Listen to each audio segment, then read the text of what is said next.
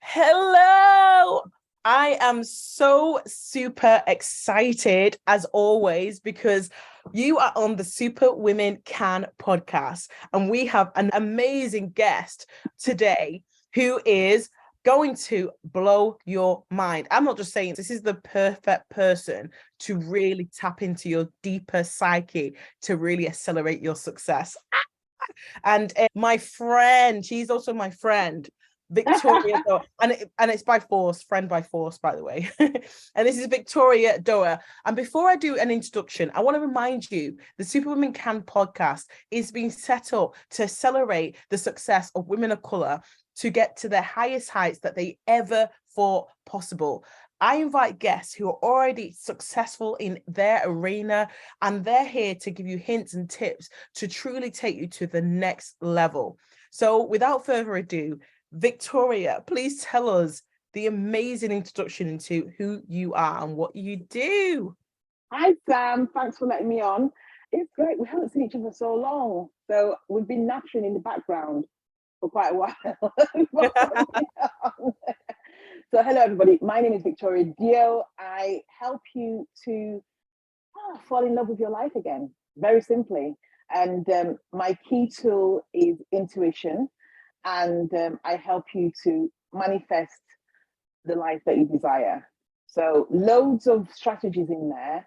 I've got a heal method that helps you to really hone in, because the thing is, everybody wants to fall in love with their life again. Everybody. So if you are at that stage, especially if you're an entrepreneur or a corporate person, if you're a leader in your industry, basically, then you come to me to fall in love with life again. It's that simple. I think it is simple, but I think that your method is absolutely amazing. I love the idea of healing because women, as women, we just tend to like burn out, don't we? We burn out. We're constantly spinning so many plates, and you go deeper than just I'm here to give you some strategies. You go deeper into the healing of your body. Tell us a bit more about that side of things. So first and foremost, my story comes from, I used to head major programs and portfolios in the corporate world, and I was very logical. And years later, life turned upside down, and my calling to be a healer started to sprout. So what was really obvious was how I used to feel when I was in the corporate world. I didn't hate it. I actually loved my job, but I loved my job to the point where I couldn't identify if I was happy or sad. I knew I was existing. I just didn't know if I was happy or sad. And I remember saying to myself, one day I'm going to get found out, because I was literally working by fluke. Because I was good at what I did, I was just making money for these companies and delivering these massive projects and having these amazing teams and influencing everybody else except myself. Wow. And I knew there was something missing. I just didn't know what it was. So when my calling came to be a healer, and that's a whole different story, and it wasn't straightforward, by the way. There was a lot of pain that came with it. When I tapped into my intuition to understand exactly who am I meant to help, there were people who were already successful, especially women. I mean, I have male clients as well, but especially women who are already successful and just look at their lives and going, what on earth is going on? Something's missing. I don't know where to start. I'm embarrassed about even being vulnerable enough to say something's not right, because the average person will turn around and go, well, look, at your pay packet does not equate to not being happy. You go on all these holidays, you have a luxury lifestyle. What do you mean you're not happy? And I realized that used to be me. So when I work with people, yes, I am a healer. I'm actually an African oracle because I got anointed underneath the mountains of Africa. But that means that I'm a seer, I'm a healer, and I use food, I use words and workshops, and I also use energy to heal you. So it's a very deep process where 1 + 1 does not equal 2. We look for what's missing on the table, and making sure we don't leave anything on the table. by connecting to our higher selves. You know, that's that part of you that says your gut feeling, your instincts, that knowing. And women especially, you know that. But unfortunately, what you tend to do is you use your higher self to look after your children, to look after your husbands. And then when it comes to looking after yourself, you drop the intuition and start thinking with your head. And I'm here to tell you that you can have it all. You can actually blend your intuition and your logic and create absolute magic. Wow, that is like awesome. You were saying that you're an African oracle just now. So I want to find out a little bit more about, you know, what actually has set you up for success. And I'm guessing this African oracle has played a strong part. Tell me a bit more about that. Oh God, backstory. Where do I start? So first and foremost, I don't think it's the African oracle who set me up for success. I think what has set me up for success has been to listen to my inner voice. Yeah, wow. And to say yes, even when I'm scared, to say yes when I don't know what the outcome's going to be. And that has been my success. I've really had to trust myself. I've had to keep the voice and all the noises away. Because here's the thing, from the moment you're born, I know you just had a baba, but but from the moment you're born, you have absorbed the beliefs of your mum and everybody around you energetically. So by the time that baby is born, beliefs are already formulating, Wow. right? And then you get pulled out in most cases into a nurse, and that nurse has her own beliefs. And then after you're looked after, you're picking up the energies of everybody around you. What tends to happen in these cases, when by the time you become an adult, or actually between the ages of 0 to 4, you've already formulated your own beliefs. And that noise continues. And that's where a lot of our fear comes from. And fear is not always a bad thing, but sometimes it can stop us from going for what we would love. So what I've learned is that fear, it's nothing to do with me. That fear is separate. I don't embody the fear. I don't wear it as a coat, which then allows me to connect to my intuition so that I can then flow and create a magical life. Now, you asked me what the journey was. So I was working for I've always been a contractor. So when I was at university, I always knew I was never going to work on Saturdays. Now that I'm self-employed and stuff, that went right out the window. I don't want to work on Saturdays, and I always knew I wanted freedom. Freedom is one of my top values. I completely believe in it. I love living life on my own terms, and I've done so for a very long time. And I was working for a company. I was working for a client at the time, and I had about 100 people reporting into me. Life was great. I was traveling around the world. I had no issues whatsoever. I started a food business. I was selling cooking sauces. I was in my element.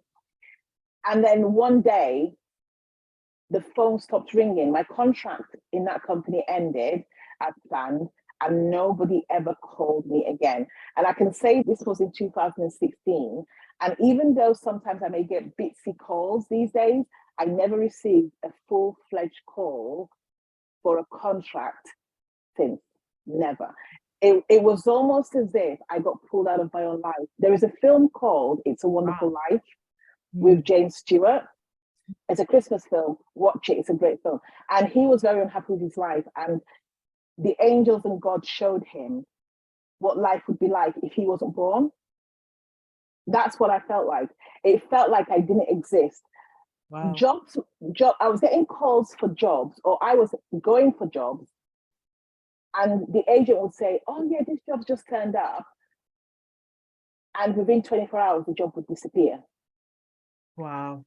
And I'd gone from 15 years of being headhunted to me applying for my own jobs, having to search for my own jobs, like ringing agents and going, have you got any jobs? And they'd be like, oh, hi, Vic, how are you? Yeah, jobs come in. And then the next day they go, we don't know what happened to that job. Wow. Yeah, and that allowed me to start thinking that there's something higher happening than just normal mankind. this was God doing some work that I had no idea what was going on. And I used to go to church on the odd occasion. I think I was in the choir at one point, would read at church, but I would never say that I was a devout Christian as my parents would have expected me to be. You know, I'd go to church and but I never, when I woke up in the morning, I didn't always pray. I'd get up in the morning and go have a shower and then leave and stuff. Like I just was. And this journey of being taken out of this world made me start to think. It's made me start to think about what's happening. I got very scared because 2 years in, I still hadn't got a job. And I'd gone from 6 figures to 0 in the bank. I'd had to sell my brand new car. I bought a car for 100 grand about 3 years before. I sold it because I could keep up with the payments. I couldn't keep up with the maintenance of it. So I sold the car. I lived on the money that I made from the car, still wasn't getting jobs. But something happened. I would walk down the street and people come up to me and say, until you surrender to your purpose, nothing's going to change. Wow. Are you serious? Just people just stopped you, said the exact same words? They would say exact same words. And the thing is, Wow. years before, when I thought I was depressed, I'd been to see who I now believe is an intuitive coach. Somebody had connected us. And he had said to me, when you walk down the street, the people follow you. I was like, yeah, that happens. And he was like, you know, and he was asking me all these really personal questions around being able to see, being able to read, you know, see intuitively. And I was like, yeah. And I was like, do you think it's normal? And my response was, I've never really looked into it. It just has been. Yeah. And I was so heavily in my logic and in my corporate job. And because I was comfortable financially and otherwise, I had no need to explore all these happenings that had happened around me. And it was only when I had 0 in the bank account that I started to pay attention. And I honestly believe today that God took everything away from me financially so that I could pay attention and focus on this path. So it's been a long-winded path. I met people who taught me, like literally every day I would wake up and there'd be somebody either knocking on my door or being introduced to me, or I'd go to somewhere and someone would go, oh, it's you. And I got taught the art of honing in my gift of healing, intuition, psychic development, and everything else. And I was really worried because as a Christian, I was like, well, I don't know how this sits. I don't know, is this, you know, is this in opposition of what I've been brought up to believe? And there was a lot of conflict there, but I kept on moving and the doors kept on opening. My first job, I'd seen a woman on TV and she was a psychic. And for some reason, I was like, I need to speak to this woman. I hunted her down, found her, booked an appointment, and she works in Selfridges in London. And I went to see her. And as soon as she saw me, she went, oh, you're one of us. I was like, what? One of who? One of us. It's like a little hug. I don't know why I'm thinking of Harry Potter then. Oh, I'm here to see you. She goes, yeah, but you're one of us. And I was like, oh, yeah. I said, people say things, but I don't really lean into it. And she turned around to me, and my dad, it was the 1st year anniversary of my dad's death. And she turns around, she goes, by the way, your dad is not happy you're here. And I remember just starting to tremble with tears. And she went, oh my God, don't start crying. We've got loads to talk about.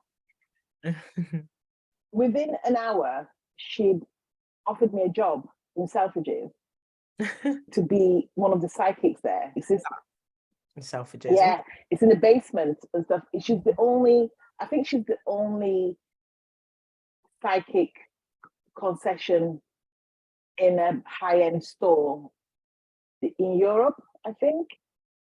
So she's looked after the Kardashians and Larry King, and so she's quite well known. And yeah, so that was my starting point. I don't talk about her often, but yeah, so she hired me, and before she hired me, I remember her putting me into a room, and she brought people I'd never met before. She put one person in, and she goes, "Tell this person about their life." And I just started speaking. And I was like, I don't know what I'm doing, but I'll do my best. And I started speaking. And these girls started shaking in this room and going, how do you know all this stuff? How do you know all this stuff? And she left crying. And then I remember Jane coming into the room and looking at me again and brought somebody else in. And after 3 people, she was like, okay, I'll give you Sundays. You can. And by this time I was broke, right? So I was like, I'll take any. If you believe that what I'm doing works, I'll take the money. Like, I still didn't believe in my gift. I was just like, I'm so desperate for money right now. If you say, oh, it's hilarious. it was all that, yeah, and it just evolved. And then one day, Jane came to me and said, "You need to go out and learn your craft." And I was like, "What craft?" She was like, "What you've got." Didn't make any sense. But as soon as I left, somebody else came and wanted to talk to me about crystals and started talking to me about tarot cards and stuff. And I wasn't really into tarot cards, like I didn't get them, but I paid attention.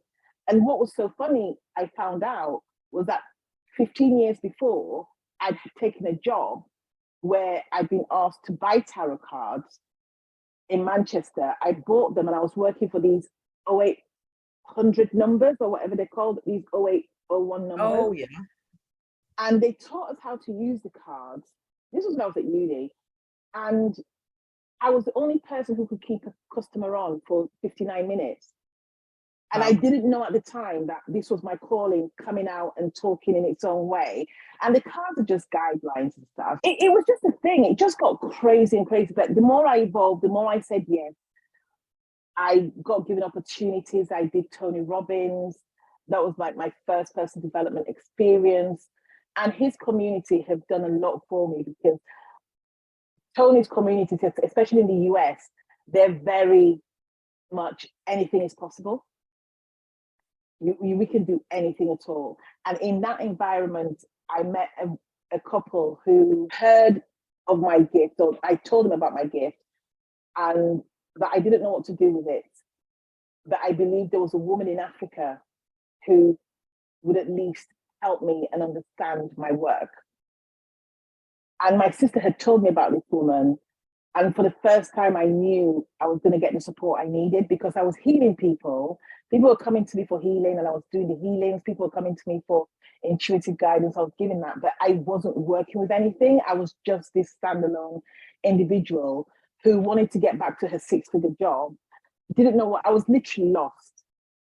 And this couple asked me to tell them their story. And the guy who I spoke to and his wife started to do this, started to scan with his hands. And I didn't know what scanning meant at the time. So I asked his wife, what is he doing?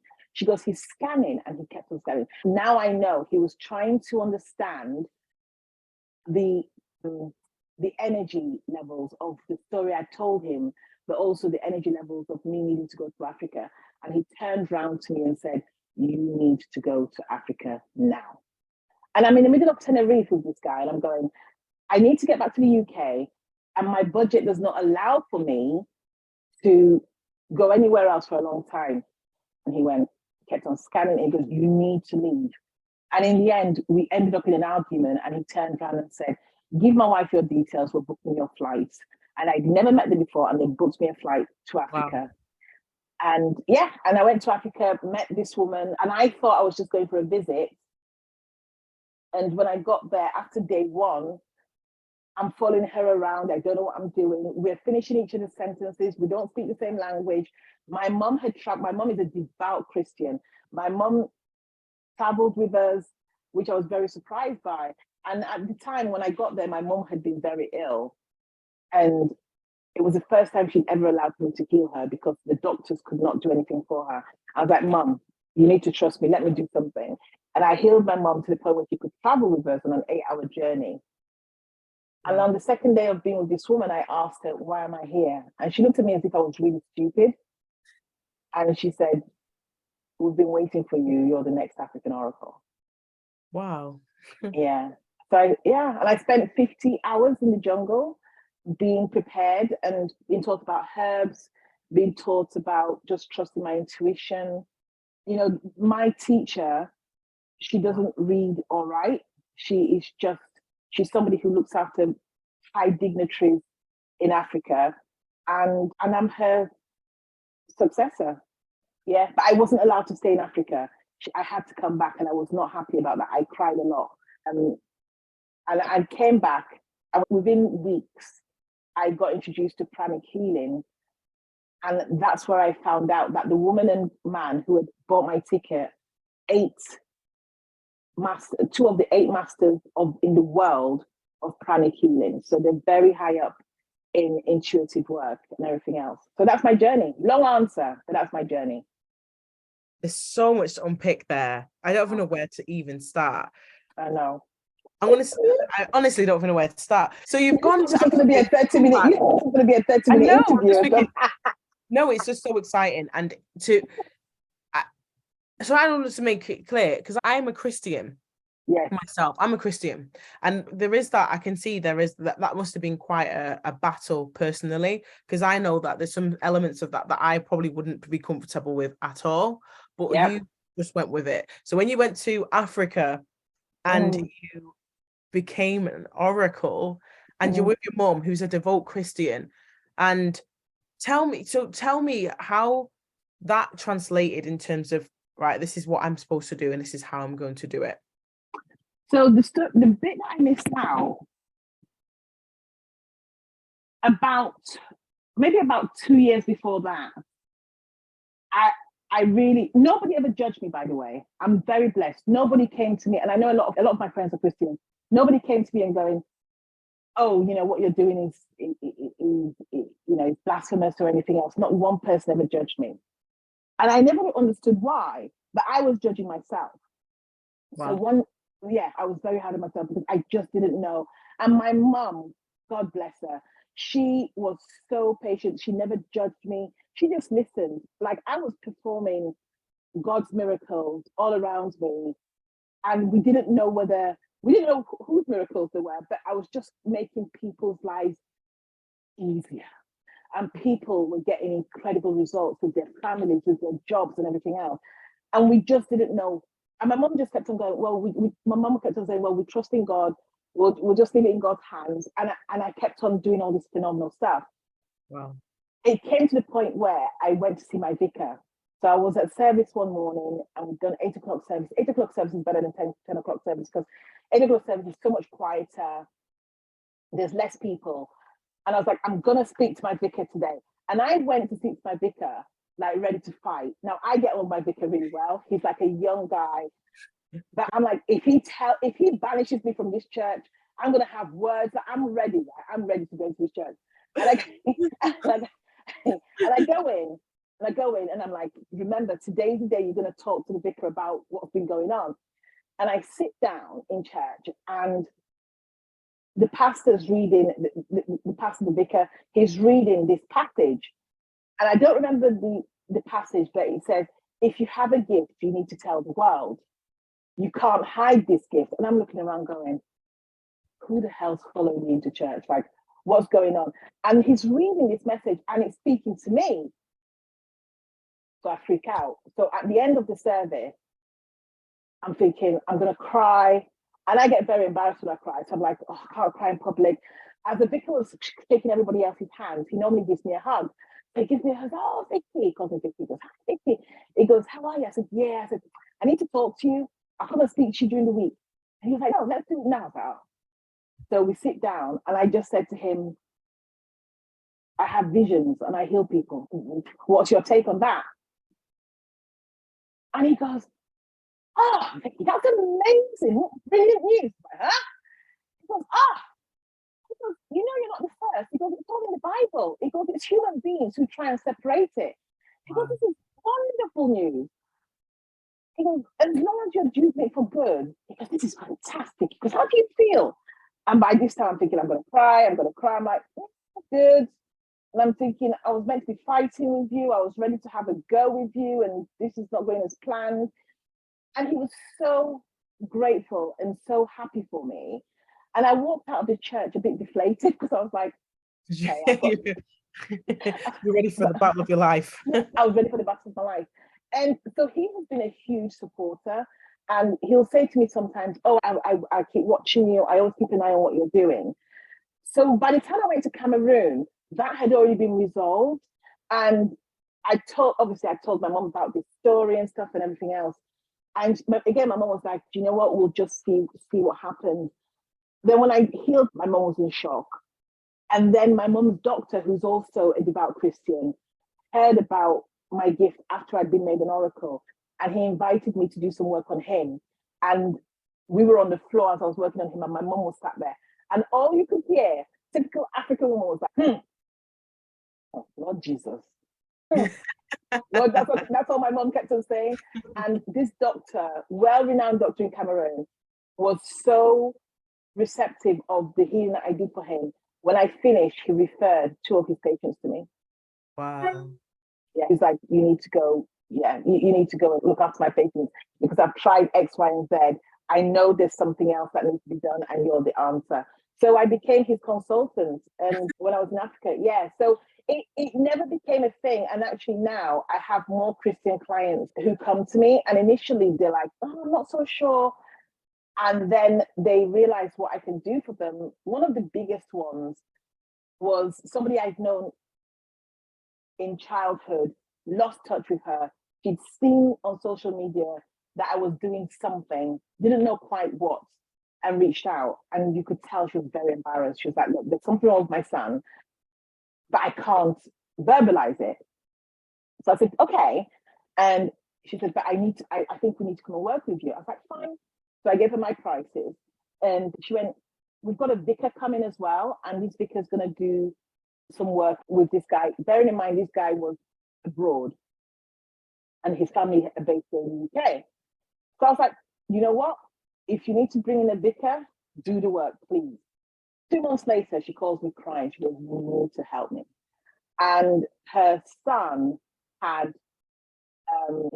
what was it? He'd been nonverbal and had been committed with violence and had been committed to a psychiatric unit.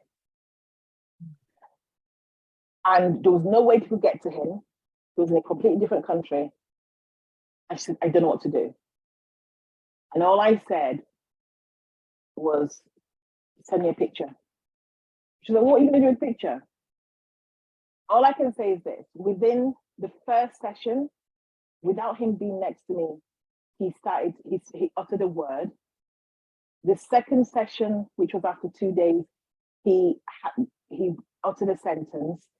The third session, he smiled. The fourth session, his mom said, sounded like himself. And the unit said, if you continue like this, we will give you a release date.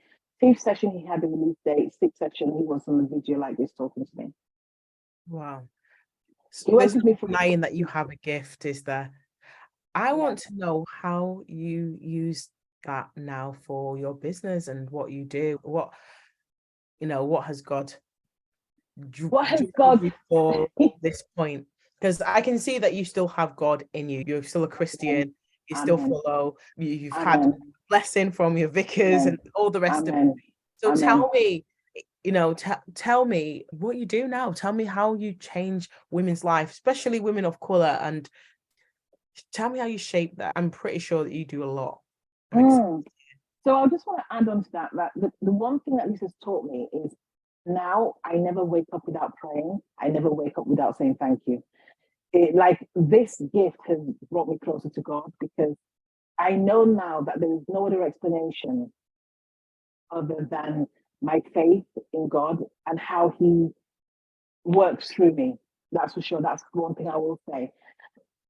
I also have a huge disdain for people who have the gift, seemingly have the gift, and use it as entertainment. I don't do that. I'm not here for entertainment. I'm here to change lives. And it's that simple. That's why you'll never see me at a stall doing a psychic a psychic table. I just don't do that. I just think there's ways that this can be honed where you take away the entertainment aspect so that it's taken seriously. And I've been led down the road to help people like me. So successful people, successful leaders in their industry, to help them to bring a level of intuition into their business. So you connect to your higher self, so that you don't leave anything on the table. That's how I help people. If you're experiencing burnout, if you're experiencing stress and anxiety, if you're, or you just desire a life bigger than, when you just sit at work and you go, I know I'm meant for bigger things. The reason that you're even getting that message is because you are. And I help you connect to that. And I haven't had a client yet who I would say hasn't succeeded. I've had one client who was the trickiest client ever. And even though she finished her program with me, she went away and actually ended up being a partner in a multi-million-pound company. Wow. and it was it was her influence that made that multi-million. So yeah, I literally, and I'm very hard on Black women, by the way, and especially Black women and other women of color. And I'll tell you why. Because whilst I don't believe in the color blind aspect, when people go, oh, I don't see color, I do believe in it in a way, because I don't want you to think to yourself, oh, Black woman, you're a woman. You're a woman who has come from a woman who has come from descendants who, or ancestors who have done incredible things in this world. And the gift that you have to be able to have this pigment in your skin should never be taken lightly. So I have an issue when we dilute it, because we are capable of so much more.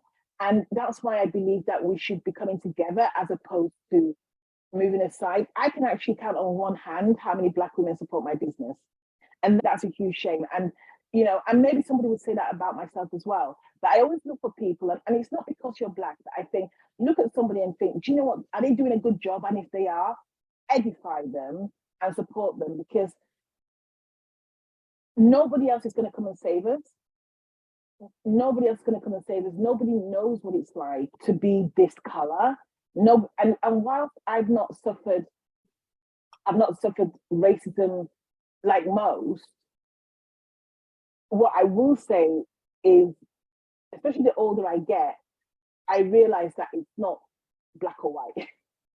It's not black or white. You, Sam, have been quite prevalent in identifying that, if you see a picture that isn't representative of today's world, we need to be showing up. We need to be investing in ourselves. One thing that really makes me sad is that when you go into the personal development world, or even just the learning world, you find that there's one or two Black women. Where are the rest of you? Where are the rest of you? At what point are you going to start showing up? I'm probably not going to make any friends here, but here's the thing. We need to find a way to get over our ancestral trauma. Yeah. We need to find a way to get with this. We definitely need to. That ancestral trauma that we have, and I get it, because at some point when you were growing up, you were told to be seen, not to be heard. You were told to respect your elders, which means that when you're bullied at work, you don't have the confidence to speak back or to at least go and find justice. I get it. But there's so much help out there and with the technology that you have, there's people available to help, and there's people available to help you. And even if you have to pay for it initially, just to have a conversation shouldn't charge you anything, because you want to make sure that you can shop around for the people that can help you. And there is no reason why any other woman, a white woman, for example, should be superseding you in anything that you do. There's no reason. And that's where I come. I'm so passionate about this. I don't talk about it in my messaging, but it's something that I'm very passionate about, because in all my career, I've been the only Black woman at a senior level in a room with men, with white men. It shouldn't be happening. And I know that we have got some intelligent women out there. We've got some intelligent women who can do whatever they want. And so for me, with women using their intuition, you can read your situation a lot better. You can start to navigate your world and set yourself aside from other people, so that when people come to you and they try and intimidate you, connecting to your higher self stops you from panicking, stops you from feeling small, and gives you ideas and inspiration that nobody else can even argue with. And that's how I believe I have succeeded over the last 20 odd years in my world, whatever I've been doing. Wow. So I have just been absolutely, it's been an absolute pleasure listening to you. Now, can you tell us where we can find you? Because I know there's going to be lots of people wanting to connect. That magnetic force that you have is going to be on fire right now. Where can we find you? Where can you find me? The best place to find me is on Instagram or on LinkedIn. So Manifestation Kitchen is the umbrella name of my business. You can find me on Instagram with that. You can find me on the Victoria Dioh, which is D for Delta IOH on LinkedIn. I'm on Facebook as Victoria Dioh. But the best thing to do is to give you my quiz. And once you get my quiz, so that's my gift to you and your listeners. If you have my quiz, you have my quiz. And the quiz is all about what sort of manifester are you. So if you don't use the word manifestation, it's more about how do you attract things into your life? How do you take your dreams and turn them into reality? So once you're in there, then you can be my world and we can have a chat and have a conversation. But my Instagram page has got loads of stuff because in my bio, it's literally like a mini website and you can come in there and find out more and more about me. Amazing. Now, I am so delighted that you have been on. I haven't even, there was just so much in there. So I just want to say a massive thank you for joining us. And I want to tell anyone that's listening, continue to watch out for our amazing guests that are upcoming and go and follow Victoria right now and definitely go and download that quiz and find out more about yourself and your own manifestation. I look forward to doing it myself as well. So thank you so much. Thank you so much, Victoria. You've been a pleasure to be on. I've learned so much. Thanks for having me. Thank you.